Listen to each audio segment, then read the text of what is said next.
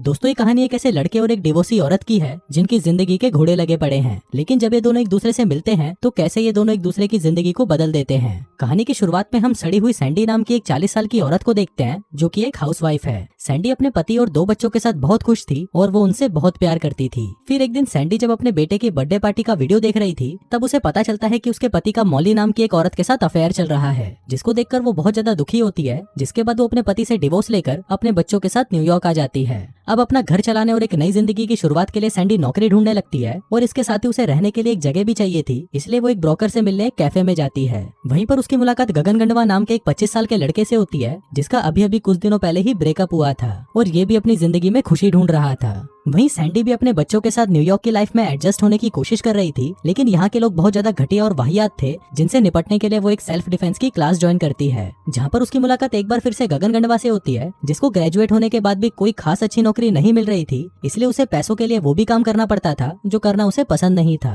तभी उस क्लास में टीचर सैंडी को अपना सारा गुस्सा निकालने को कहती है, जिस पर सैंडी भी अपने पति की हरकतों को याद करके अपना सारा गुस्सा गगन पर निकाल देती है। पहले तो वो उसे गंदी गंदी गालियां देती है और फिर उसे कुत्ते की तरह पेलना शुरू कर देती है। इसके बाद अगले दिन सैंडी गगन से कल की हरकत के लिए माफी मांगती है और उससे पूछती है कि क्या तुम मेरे बच्चों के बेबी सीटर बन सकते हो, जिस पर गगन गंडवा भी उसे हाँ बोल देता है। फिर उसी रात जब गगन बेबी सिटिंग के लिए सैंडी के घर पर आता है तब उसे पता चलता है कि सैंडी के बच्चे तो बहुत ज्यादा अजीब हैं। इसके बाद सैंडी उसे वहीं छोड़कर एक आदमी के साथ डेट पर चली जाती है, लेकिन वो आदमी भी एक नंबर का चूतिया था और वो सैंडी के साथ काफी अजीब हरकतें कर रहा था। अब सैंडी को उस आदमी के साथ अच्छा तो नहीं लग रहा था, लेकिन फिर वो सोचती है कि चलो कई दिनों बाद मेरी बंजर गुफा में हरियाली आ जाएगी। वहीं घर पर गगन धीरे धीरे सैंडी के बच्चों का दोस्त बन गया था, लेकिन वहीं दूसरी तरफ वो आदमी सैंडी के साथ और भी अजीब हरकतें करने लगता है। अब सैंडी इन सब चीजों से परेशान हो जाती है और वो उसे गालियां देकर वापस अपने घर आ जाती है। घर पर गगन ने बच्चों को सुला दिया था और फिर सैंडी गगन को अपनी खराब डेट के बारे में बताती है और कहती है कि वो आदमी तो एक नंबर का ढक्कन था, उसका सामान भी बहुत छोटा था और वो दिमाग से एकदम पैदल था।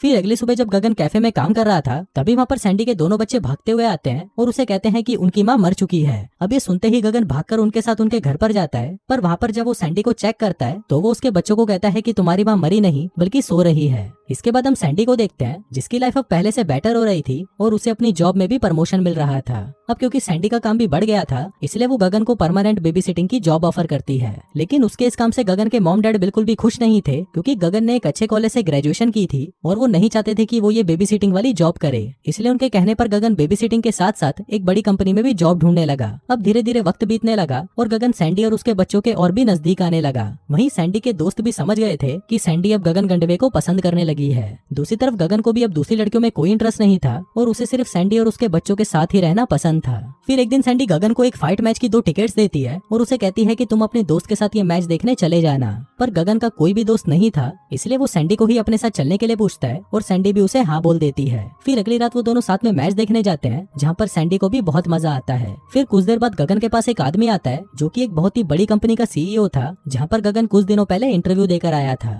फिर उन दोनों की बातों से सैंडी को पता चलता है कि गगन को उस कंपनी में नौकरी मिल गई थी, पर गगन ने बेबी सिटिंग के लिए उस नौकरी को छोड़ दिया। फिर सैंडी के पूछने पर गगन कहता है कि पहली बार उसे कुछ करने से खुशी मिल रही है और उसे सैंडी और उसके परिवार के साथ रहना बहुत पसंद है। तभी हम देखते हैं कि मैच के दौरान एक बॉक्सर सीधा आकर गगन के ऊपर गिर जाता है जिससे उसे बहुत चोट लगती है। फिर सैंडी उसे उठाकर अपने घर ले जाती है और उसे आज रात यहीं रुकने को कहती है। अब गगन को लग रहा था कि आज तो वो सैंडी के साथ पलंग तोड़ेगा, पर तभी वहाँ पर सैंडी का एक्स हस्बैंड आ जाता है और वो सैंडी और उसके बच्चों को गगन के साथ खुश देखकर बहुत गुस्सा हो जाता है और सैंडी से झगड़ने लगता है। वो सैंडी से कहता है कि तुम वापस घर आ जाओ और मैं सब कुछ ठीक कर दूंगा। वहीं गगन बच्चों को सुलाकर जब कमरे से बाहर आता है तो वो आदमी गगन को वहाँ से जाने को कहता है, लेकिन गगन गंडवा वहीं रुक जाता है और वो सैंडी को अपने दिल की बात उसे कहने को कहता है। अब सैंडी वो बातें बोल नहीं पा रही थी जो उसने उस दिन सेल्फ डिफेंस की क्लास में बोली थी, लेकिन गगन जब उसकी बातें उसके सामने ही बोलने लगता है तब सैंडी भी वही बातें बोलना स्टार्ट हो जाती है और वो अपने एक्स हस्बैंड को गंदी गंदी गालियां देने लगती है। सैंडी अपने हस्बैंड को वो सारी बातें बोल देती है जो कई सालों से उसके दिल में थी। फिर अपने पति को वहाँ से भगाने के बाद सैंडी गगन से कहती है कि कल वो उसके साथ डेट पर जा रही है। फिर अगले दिन गगन जब अपने दोस्त को बताता है कि वो सैंडी के साथ डेट पर जा रहा है तो उसके दोस्त को ये सुनकर बहुत बुरा लगता है, क्योंकि उसी रात उसका एक स्टेज परफॉर्मेंस था और वो चाहता था कि गगन भी उसका शो देखने आए। अब गगन अपने दोस्त को नाराज नहीं कर सकता था, इसलिए वो शाम को सैंडी के साथ उसका शो देखने के लिए जाता है।